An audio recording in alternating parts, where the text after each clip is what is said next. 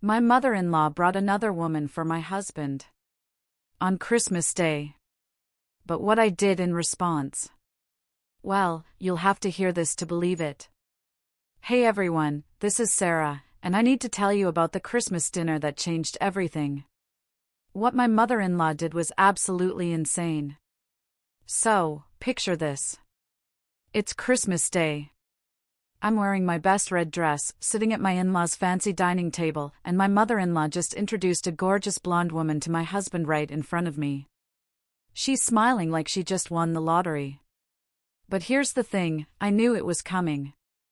I'd been planning for this moment for 2 solid months. Let me back up and tell you how I got here. My name is Sarah Mitchell, I'm 32, and up until 8 weeks ago, I thought I had a pretty solid marriage. My husband, Marcus, and I had been together for 7 years, married for 4. We met in college, fell hard for each other, and built what I thought was a real partnership. I run my own digital marketing agency, I started it from scratch right after graduation. It's doing really well now, pulling in 6 figures annually. Marcus works as an investment advisor at his dad's firm, Mitchell & Associates. Decent job, good money, but let's be honest, he got it because of his last name. Now, his mother, Patricia Mitchell? She's never liked me. From day one, she made it crystal clear I wasn't good enough for her precious son. See, Patricia wanted Marcus to marry someone from their country club set, specifically Brittany Campbell, this trust fund girl whose dad owns half the commercial real estate downtown. When Marcus chose me instead, this middle-class girl who worked 3 jobs to pay for college, Patricia looked at me like I was something stuck to her shoe. But I never imagined she'd actually try to destroy my marriage. The first sign something was wrong came about 5 months ago. Marcus started working late. Like, really late. 10, 11 at night. His phone was suddenly password protected. He started going to the gym at weird times. You know, all the classic signs. I'm not stupid. I noticed. But I kept telling myself it was work stress, maybe a midlife crisis thing. He was 34, maybe freaking out about getting older. I actually felt bad for him. Then came the text message that changed everything. It was a Tuesday night. Marcus was in the shower, and his phone was charging on the nightstand. It lit up with a notification, and I glanced over without really meaning to snoop. Can't wait for tomorrow night. Your mom says we should keep pretending we're just friends for now. She's so sweet for helping us.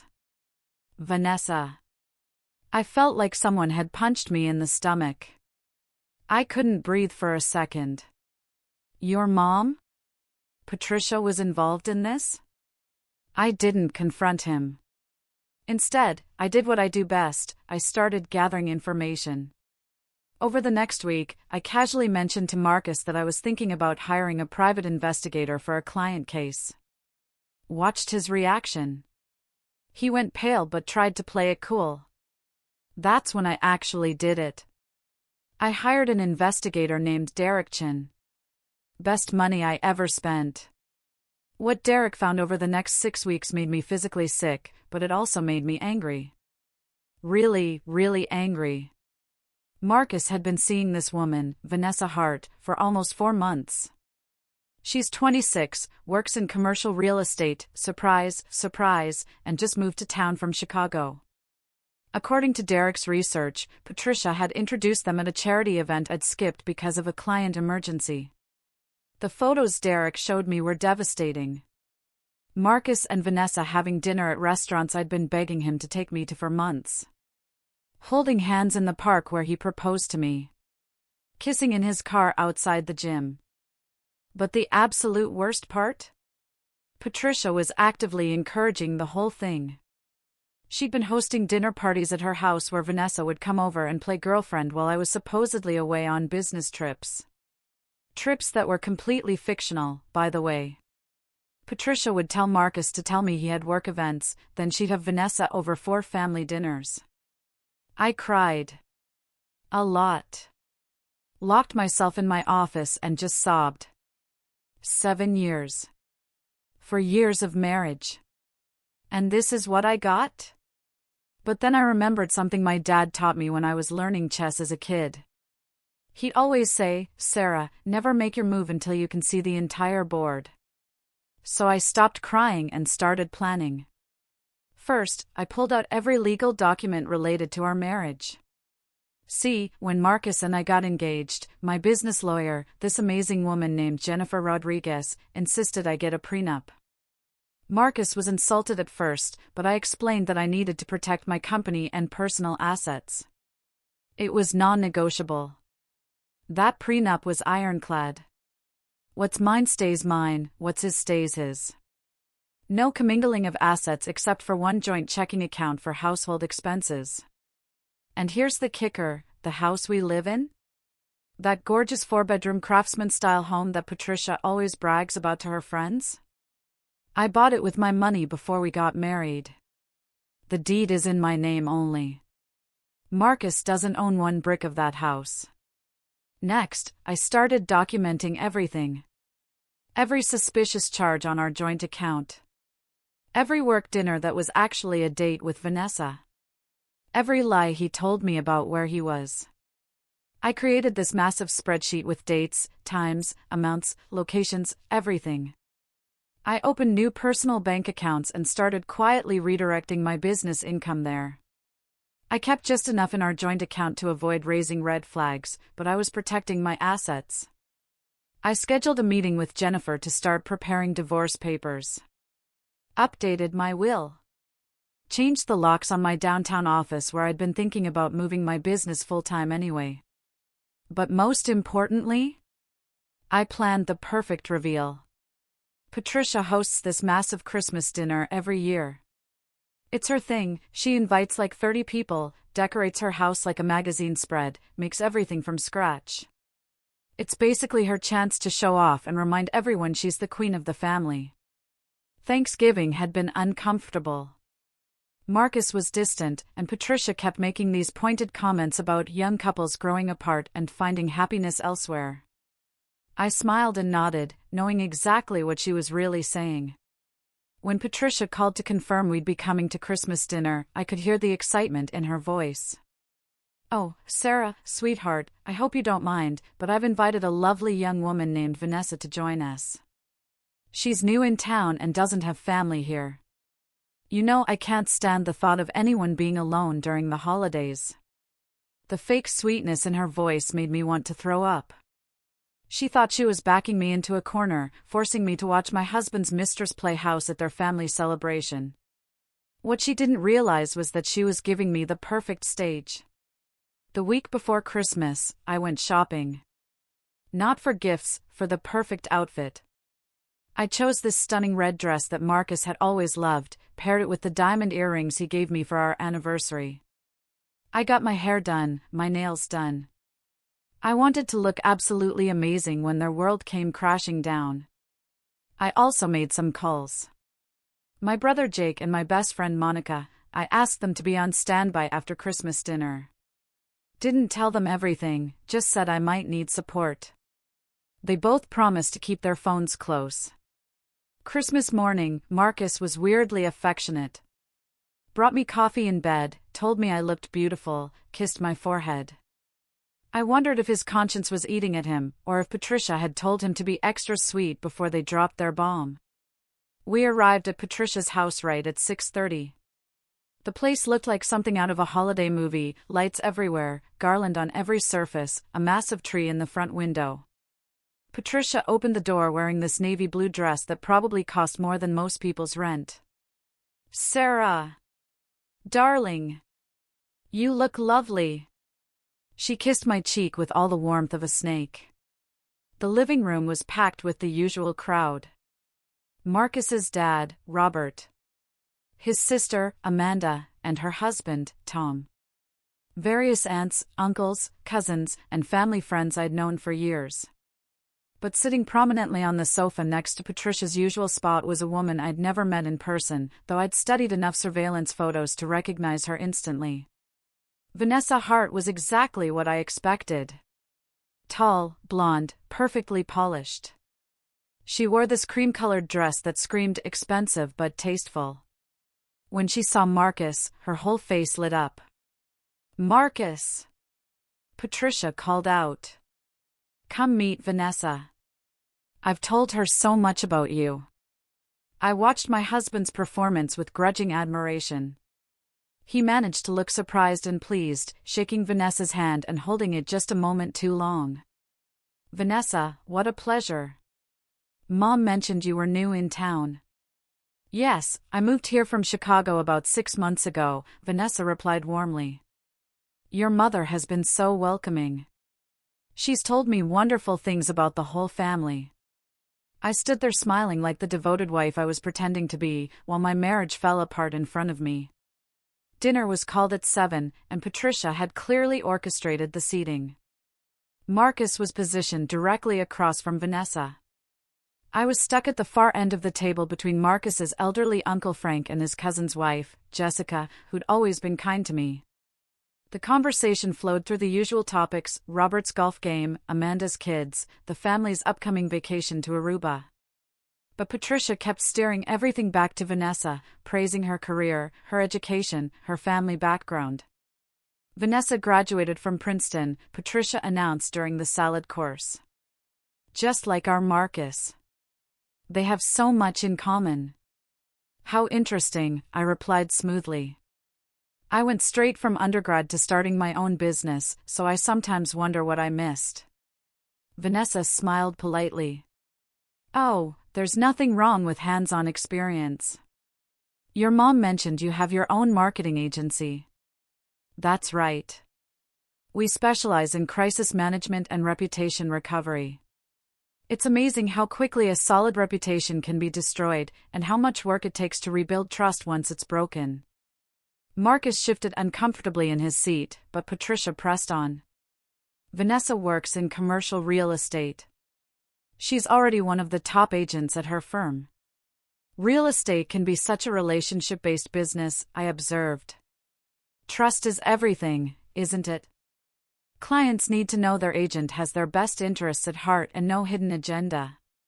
The conversation continued through the main course, with Patricia becoming increasingly bold in her praise of Vanessa and increasingly pointed in her comments about life taking unexpected turns and following your heart.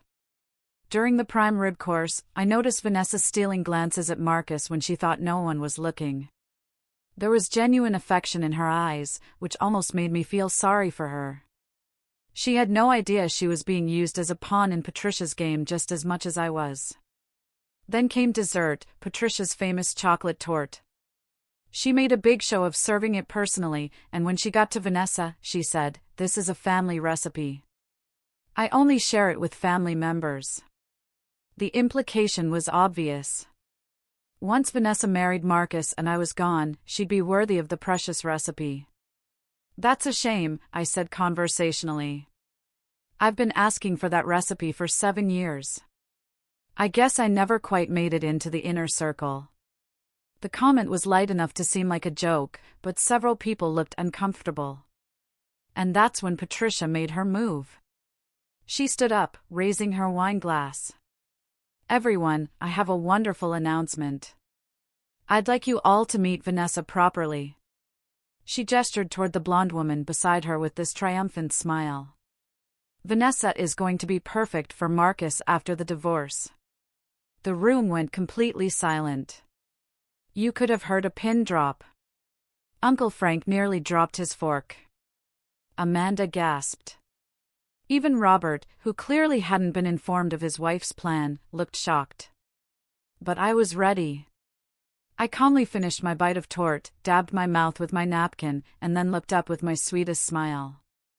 "How nice," I said brightly, turning to Vanessa. "Did anyone mention that the house Marcus and I live in is solely in my name? Or that we have a prenup protecting all my assets?" Marcus went completely still, his wineglass frozen halfway to his lips. Vanessa's confident smile faltered. What? "I'm curious, Vanessa," I continued, keeping my voice friendly and conversational. "When exactly did you and Marcus start seeing each other? Was it before or after Patricia introduced you at that charity gala in July?" The color drained from Vanessa's face. I'm not sure what you're implying. I'm not implying anything. I'm stating facts. Like the fact that you two have been together for 4 months. Or that you've been to Marcelo's restaurant 7 times together. They have excellent security cameras, by the way. Or that Patricia has been hosting cozy dinner parties where you play house while I'm supposedly out of town. Patricia's mouth opened and closed like a fish gasping for air. Emily, I don't know what you think you know. What I know, I interrupted, reaching into my purse and pulling out a folder, is that I have a private investigator who's been very thorough. Would you like to see the photos, Patricia? Or should I just tell everyone about how you told Vanessa that once Marcus divorced me, she'd be living in the big house and wouldn't have to worry about money? The silence was deafening. Marcus finally found his voice. Sarah, please. Let's not do this here.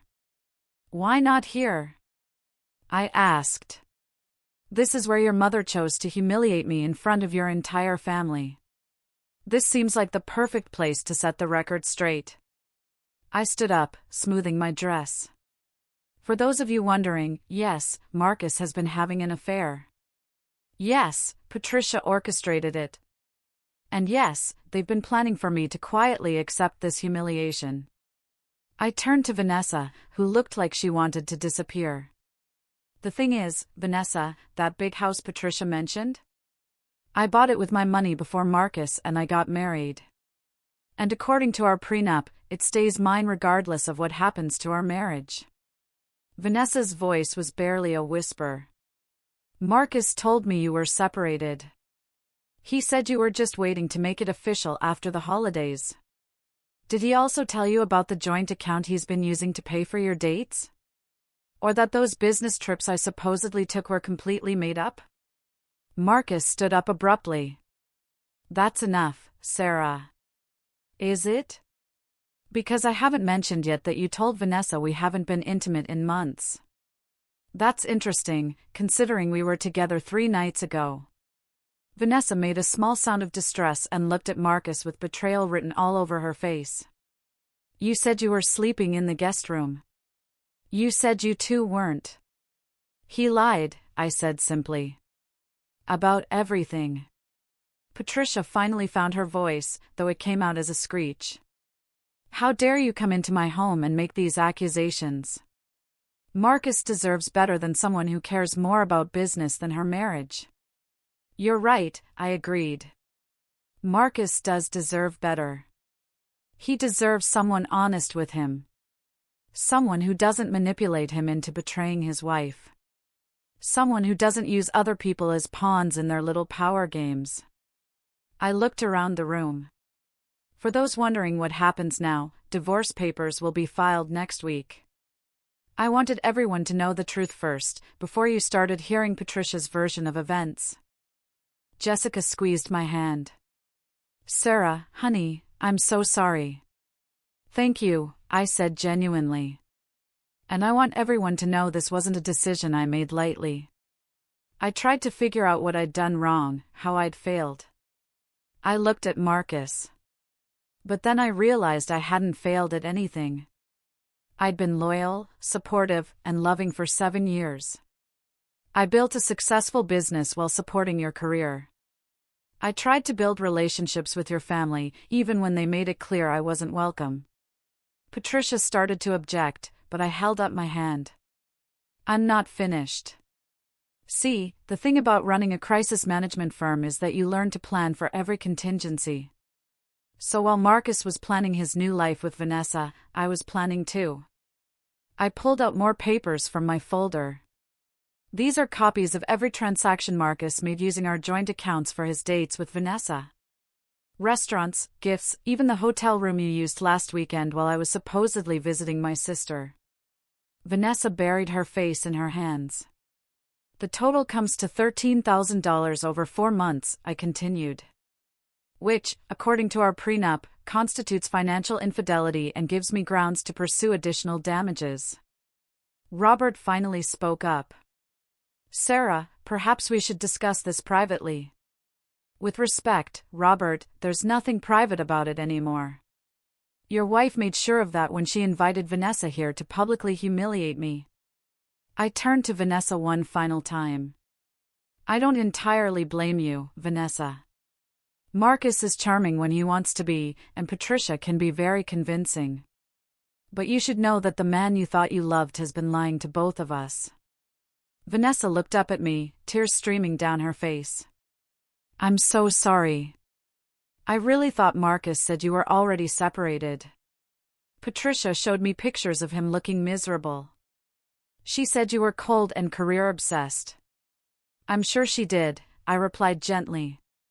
Patricia's never approved of me. But Vanessa, think about this, if Marcus was willing to lie to me for 4 months, if he was willing to use our joint money to wine and dine you, if he was willing to let his mother orchestrate an affair rather than having an honest conversation with me about problems in our marriage, what does that tell you about his character? The room was so quiet I could hear the Christmas music still playing softly in the other room. Rachel broke the silence. Sarah, I had no idea. I'm so sorry. I know most of you didn't, I said, my voice softer. And I don't hold that against anyone. But I needed you all to know the truth. I gathered my things, preparing to leave. The divorce will be final in about 2 months. Marcus can stay in the house until then, but after that, he'll need to find somewhere else to live. Marcus looked up at me, and for a moment, I saw something that looked like regret. Sarah, please. Can't we talk about this? Can't we try to work it out? Work what out, Marcus? The lies? The cheating?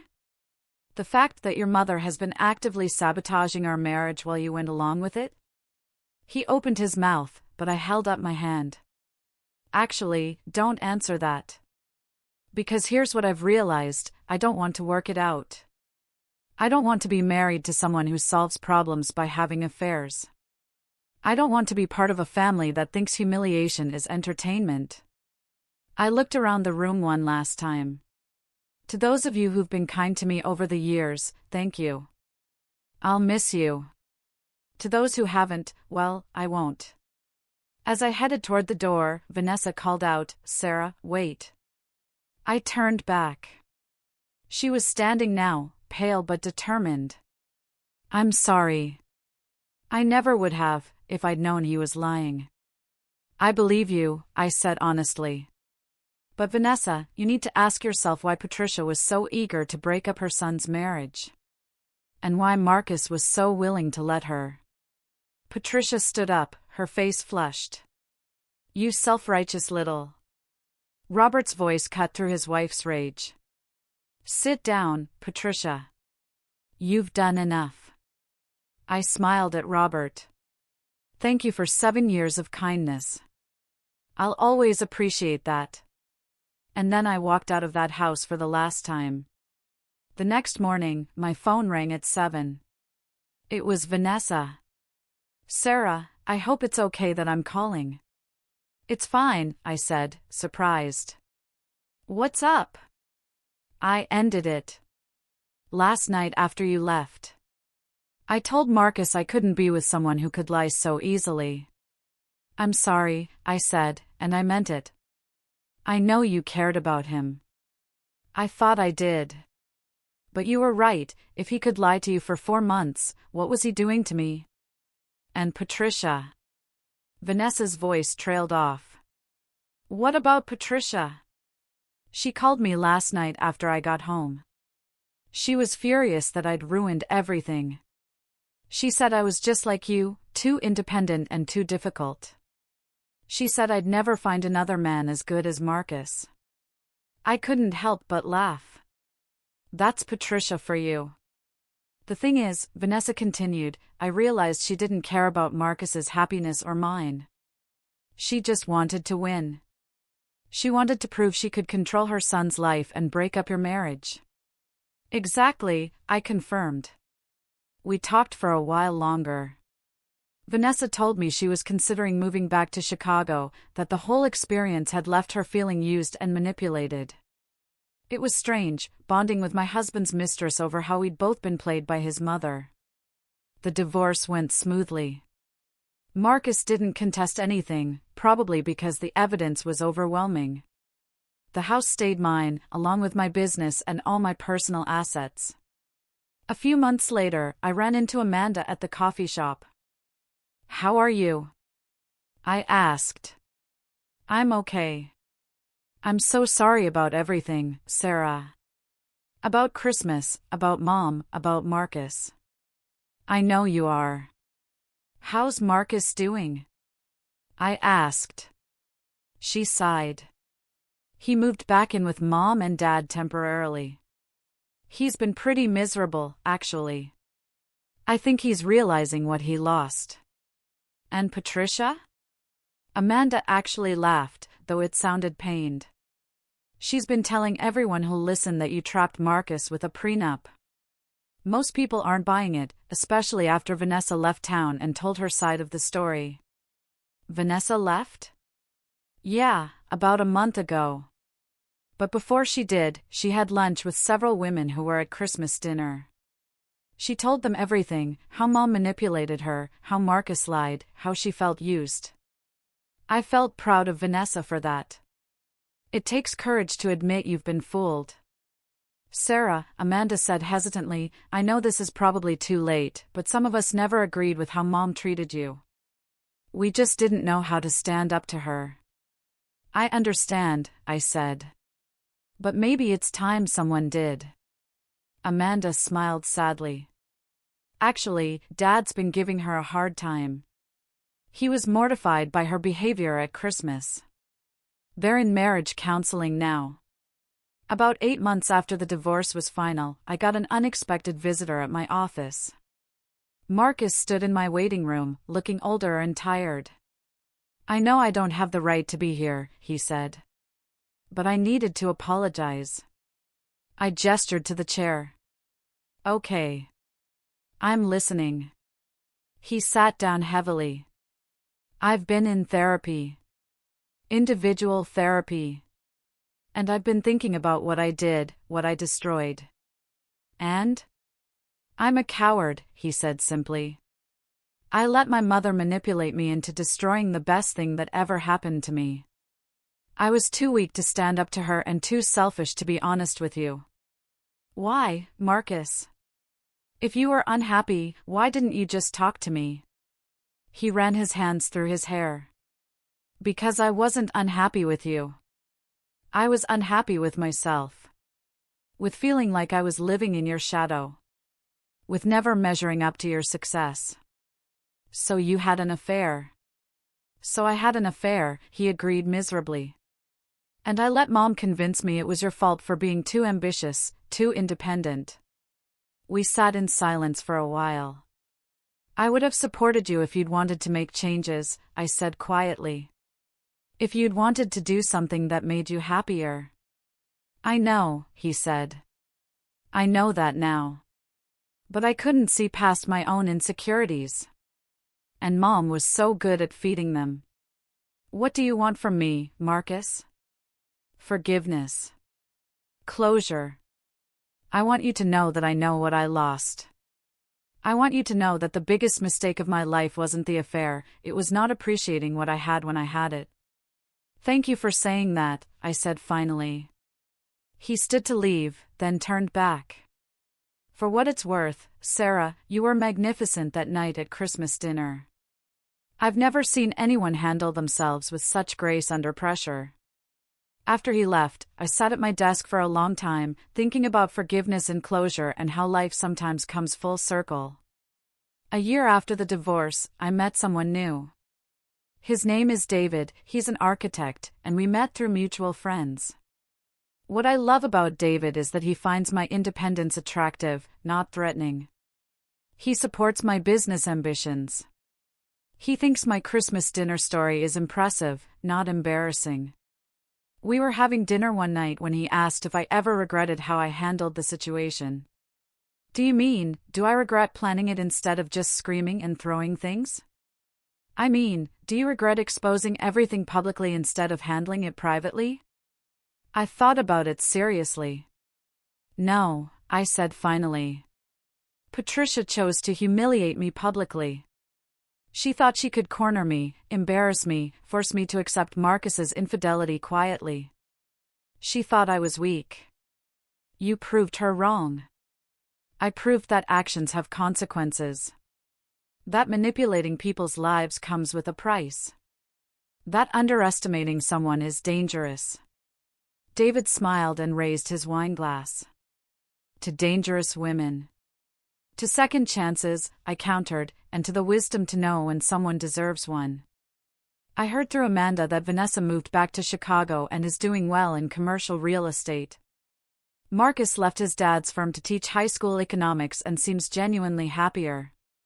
Patricia lost her position as family matriarch after Christmas. Robert finally put his foot down and demanded she get help. But mostly, I think about the woman who sat at that dinner table, calmly buttering her roll while her world exploded around her. She was strong and strategic. She was also absolutely terrified. The truth is, walking away from a 7-year marriage was the hardest thing I'd ever done. Standing up to Patricia in front of all those people took every ounce of courage I had. Planning my response was empowering, but executing it was terrifying. But sometimes being terrified is exactly what you need to discover how strong you really are. And sometimes the best revenge isn't getting even. It's getting out. Thanks for listening to my story, everyone. If you've been through something similar, or if you're dealing with a toxic mother-in-law, drop a comment below. And if you think I did the right thing that Christmas, or if you think I went too far, I want to hear about that too. Don't forget to subscribe to Reddit Family Stories for more real stories like this one. See you in the next video.